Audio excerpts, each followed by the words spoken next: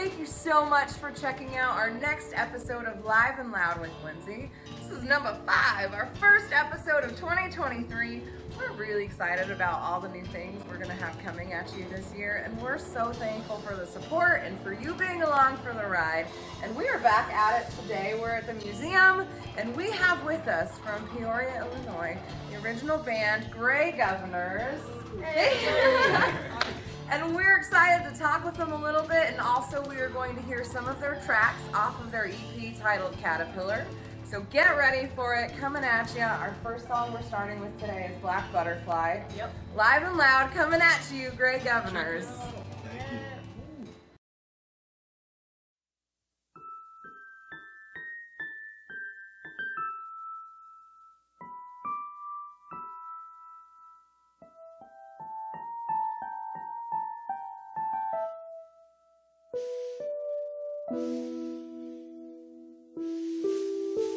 Thank you.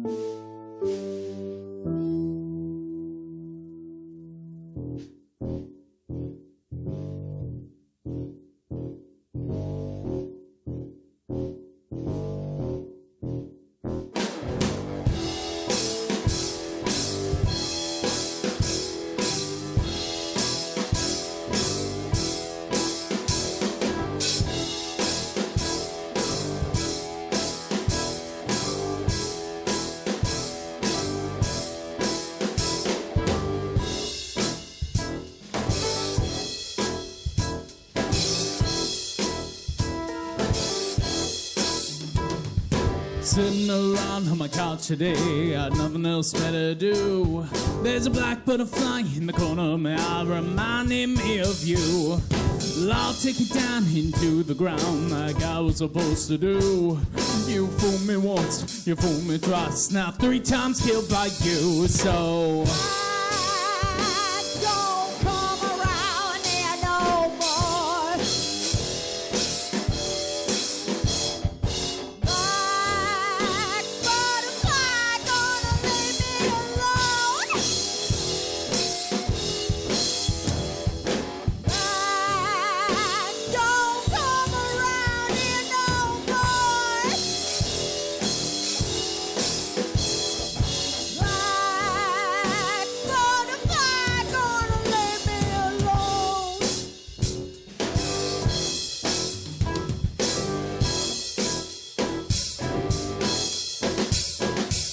sitting around on my couch today, got nothing else better to do.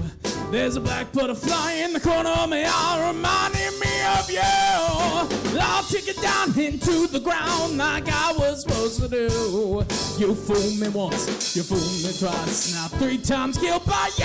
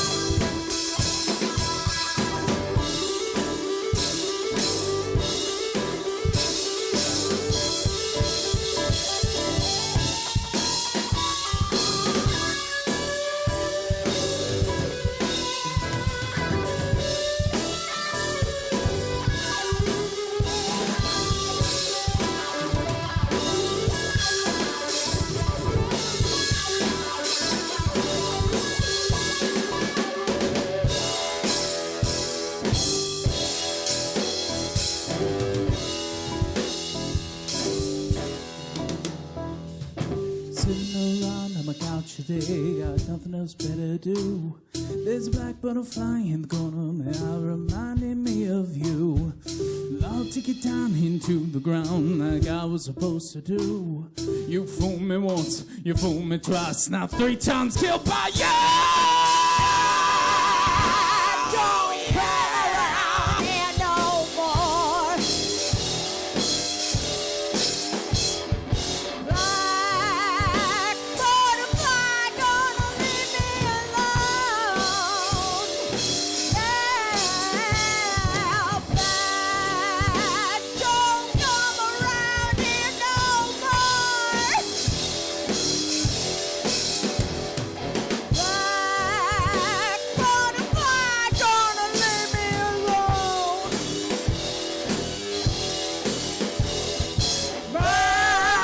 Black, don't come around here no more. Black butterfly, gonna leave me alone. Black, don't come around here no more.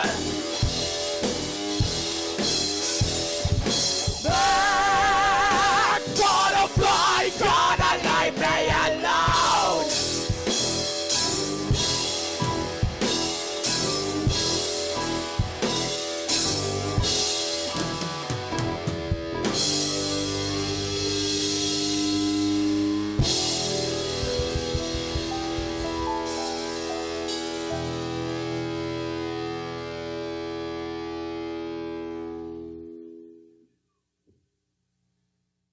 Okay, so let's talk about Black Butterfly.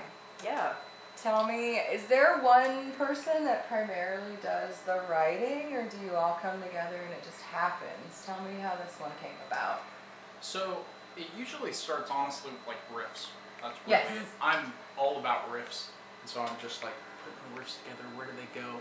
And then I'll bring it to the band. We'll kind of jam on it for a minute, see if it works, if people can find something to add, and then everyone can kind of like do their own thing. Yeah. Like, what do you want to bring to the project? That kind of thing. We don't put too many limitations on like, hey, don't do that. You know, I want it this way. It's more just like, you know, here's the vibe that I wanted from the song. Yeah. Just try and add your flair or your version of that. But Black Butterfly is kind of an exception. This was one that it was like Sydney and I believe we were just sitting in our living room and just trying to think what's a song we could write. I don't know if you want to talk about it. So it was at the height of the pandemic. We Okay. had been stuck inside playing a lot of video games. It was just wild, and we were trying to write anything. And then a lot of bad stuff had happened in our life around that time. My life had completely fallen apart. His life was going crazy. We just didn't really know what we were doing. And a black butterfly flew by the window. And I'm like, wait, why don't we use that? And it kind of, to me, like, represented almost something bad, like the black butterfly out of the corner of your eye, kind of relating to what we were going through in life at the time. So we started from there.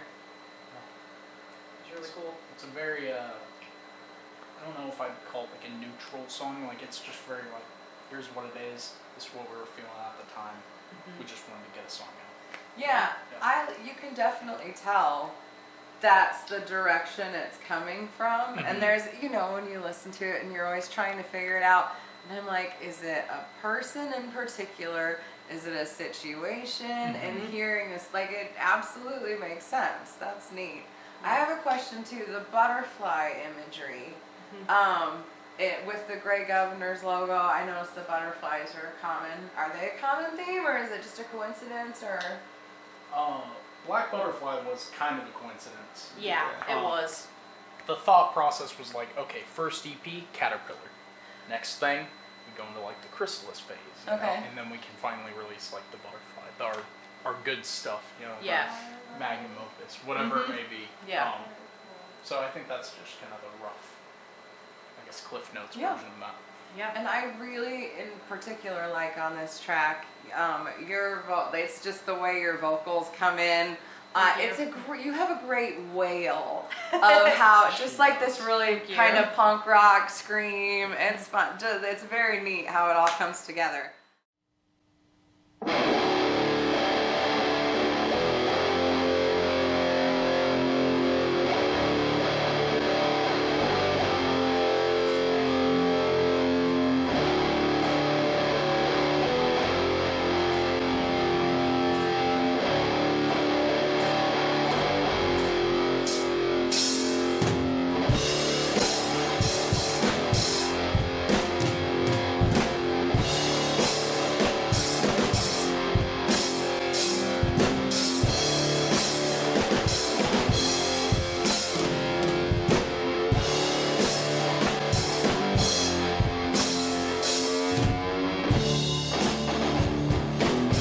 I'm waiting on a black mass,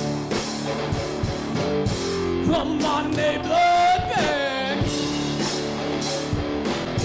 a New Age Einstein, and now I'm waiting on my time.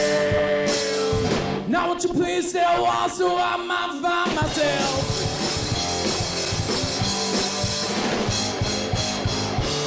I'm on the way, so you can see all my true colors.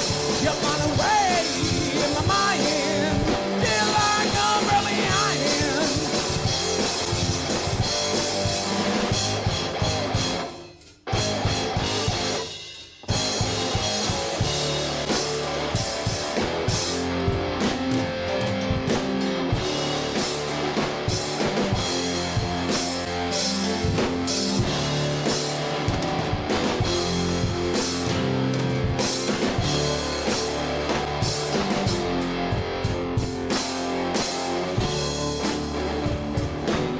I'm waiting on a black mass, a modern day bloodbath,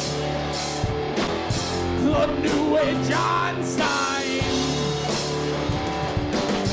and now I'm waiting on my time.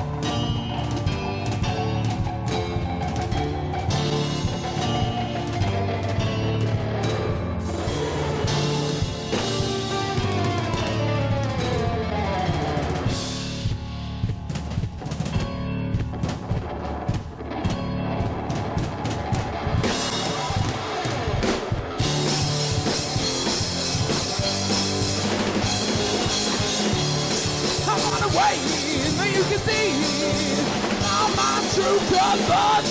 You're on the way in my mind. Feel like I'm really iron. On the way in my mind.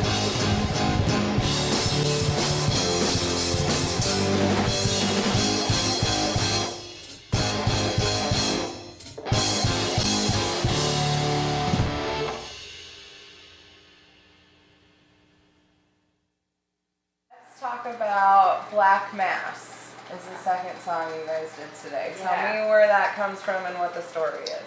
So she was working in the garage on some crafts, or not crafts, more Art? What was it? I can't remember. What was I working on? It was something extravagant. Okay. I was sitting just in the A garage. masterpiece. Yes, it was wonderful. And I had just taken one of my little amps outside, and I had my Dimebag Daryl signature guitar. Nice. I was playing on.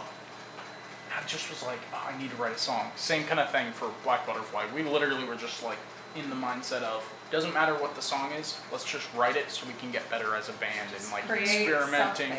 make something cool. And so I was like, okay, I'm gonna put some riffs together. Started with one riff and then a chorus. I'm like, that's super simple.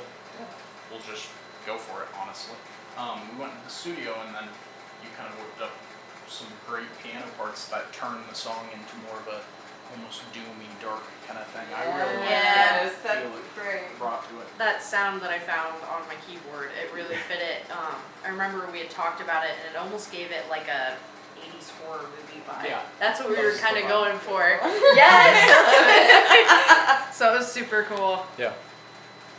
I love that you said that in particular because I know this will sound cheesy and I don't care, but I always think like, what should I wear? You know, because it's going to be online. Once you put it online, it's out there. Yes. And I was looking through my stuff and I was like, oh, this feels like perfect because Yes. that song in particular totally has the creepy like Dracula. We're in somewhere we shouldn't be and something creepy's happening. Yeah. It's very ominous. It's kind of Yeah. a neat tune.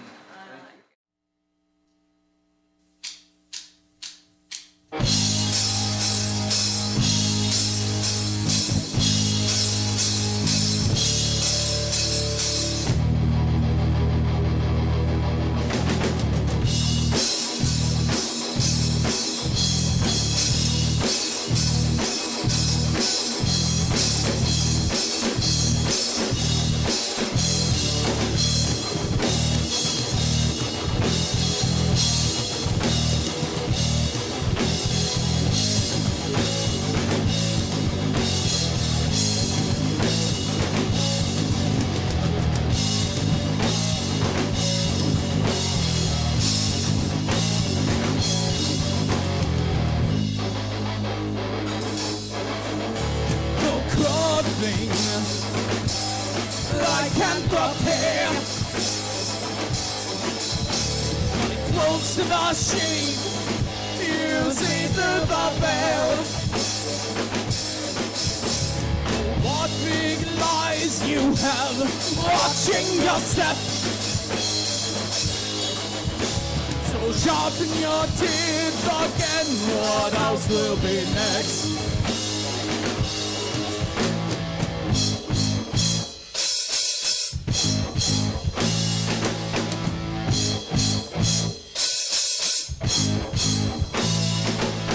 I hear lions in the night again.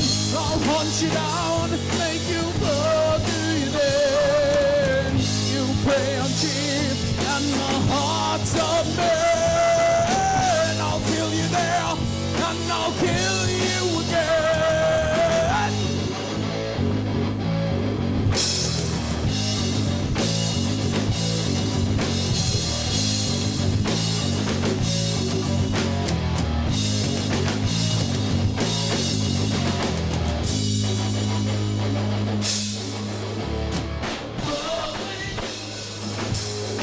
I can't prepare.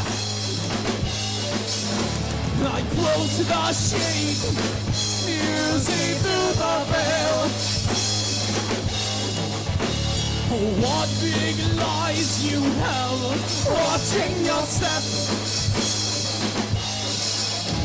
So sharpen your teeth again, what else will be next?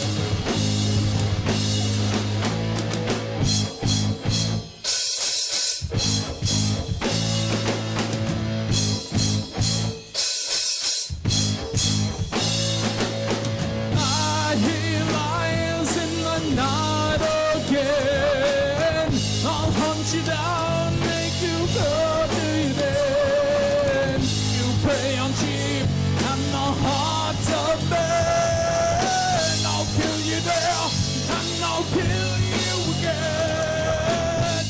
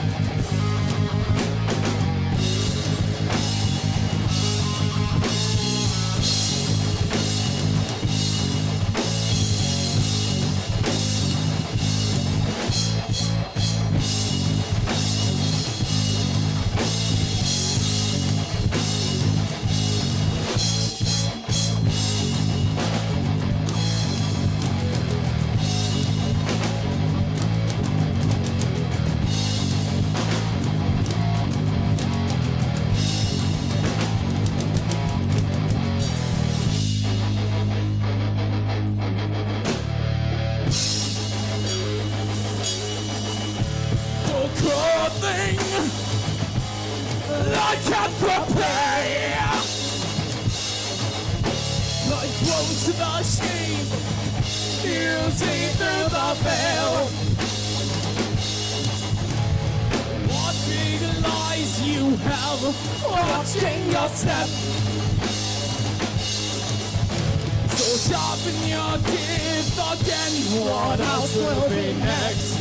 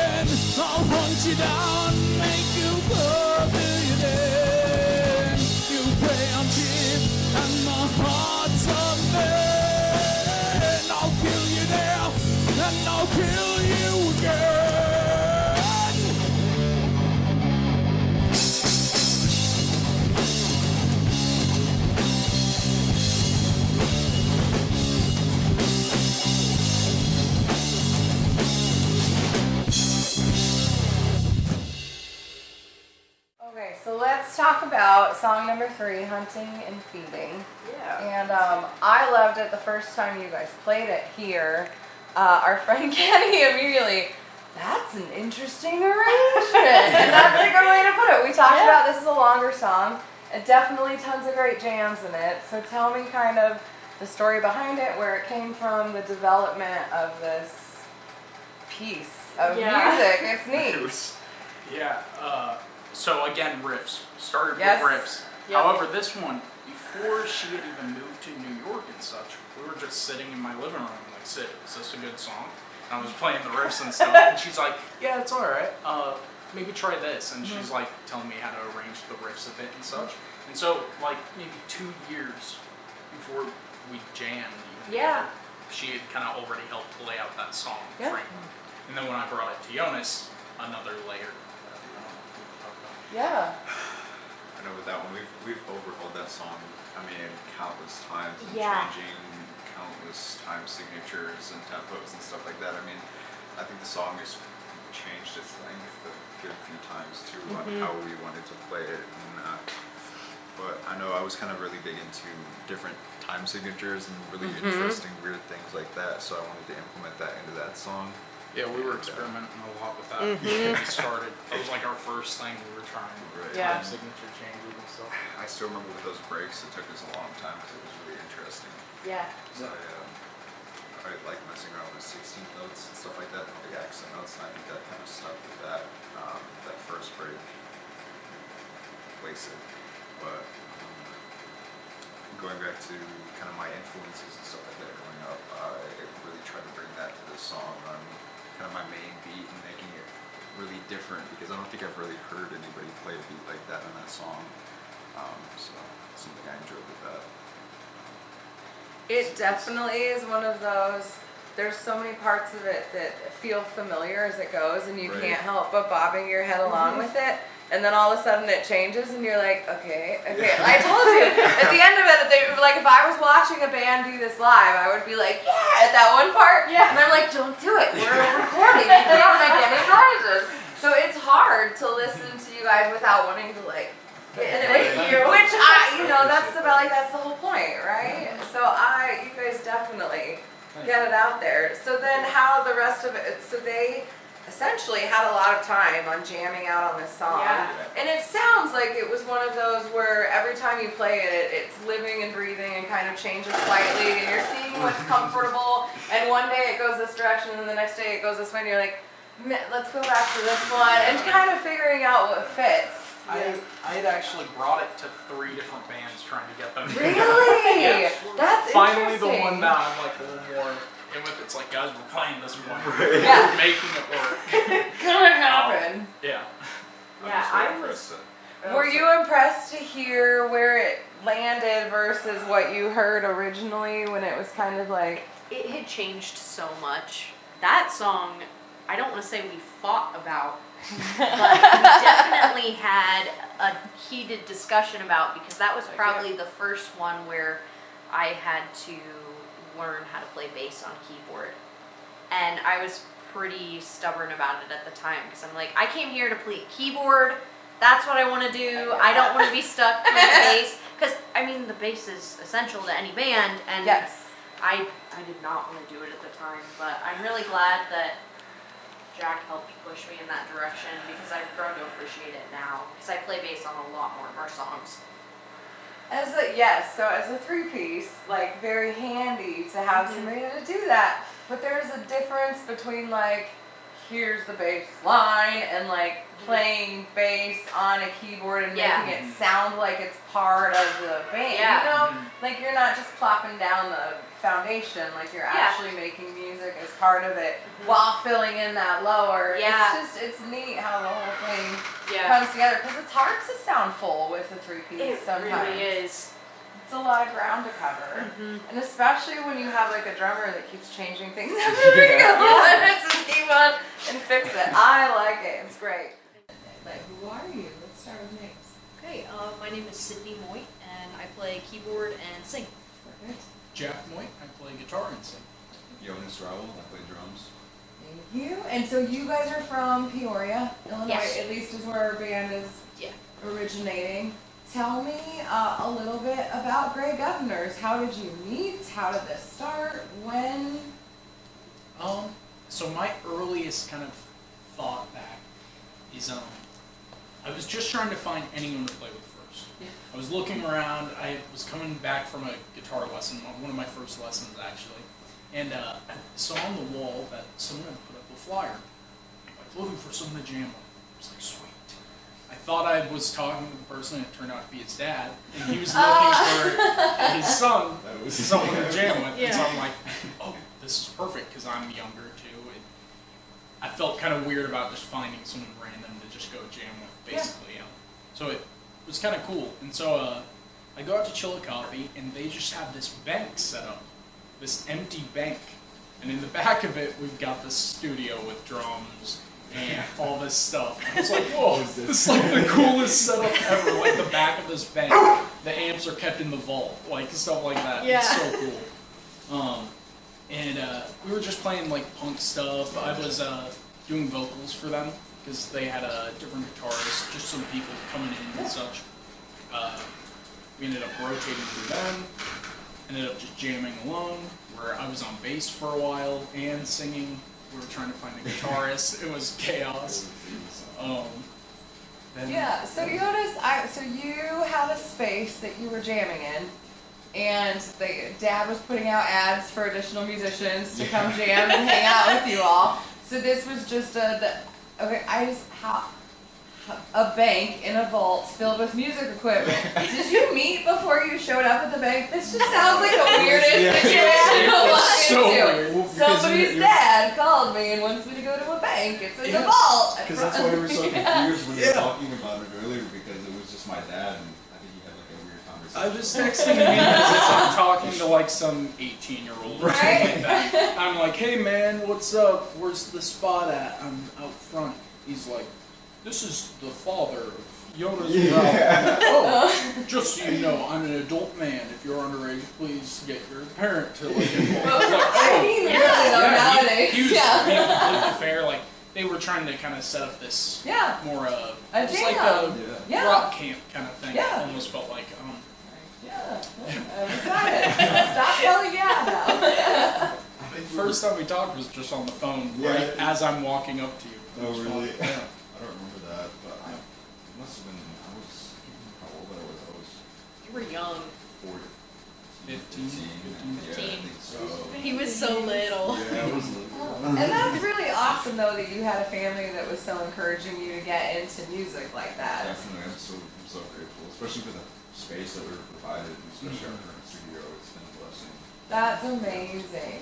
Okay, so the guys were jamming out at a bank. Enter. How did this happen? Tell me. Well, I was going a completely different direction in life. I had actually had a traumatic brain injury that I was recovering from, and I kind of lost my ability to play piano. And I was living in New York City in 2020, and the pandemic hit. So the military was about to roll into where I was at, and then my dad drove to Ohio, my grandpa went to Ohio, and I went home, and then life just went crazy from there. Then and 2020. I had no idea what I was doing with my life, and Nobody does, by the way. I think I was probably like slumped over in my bed or something, and he came in and he's like, hey, do you want to come play with this band? I'm like, Okay, but let's address brother sister, right? yes. You have to This is say my that brother. too. Okay, This so is my your brother Jack. You moved back home, so Yes. brother Jack came in to check on sister Yes. Sydney, who clearly is not sure what's going on. Yeah. And was like, hey man. Yeah. Yeah, we actually had just broken up a full band we were Yeah. with that we had Oh. like recorded demos with and all this stuff. So finally we were like, okay, what are we gonna do? It's just us. We had another guy's name was Jeff. He's a great guy. He really is. He was on bass with us for a while, Yeah. and then I'm like, well, you know what? We might be doing some like Frank Zappa-esque stuff. Maybe we need some keys. We were just kind of feeling it out, Yeah, really yeah, to really try feeling it anything out. musically. And Jeff ended up leaving, but Sydney stuck around playing keys Yeah. and such, and we were like, well, maybe we could do something like the Doors, you know? They didn't have a bassist, they Yeah. had keys and such.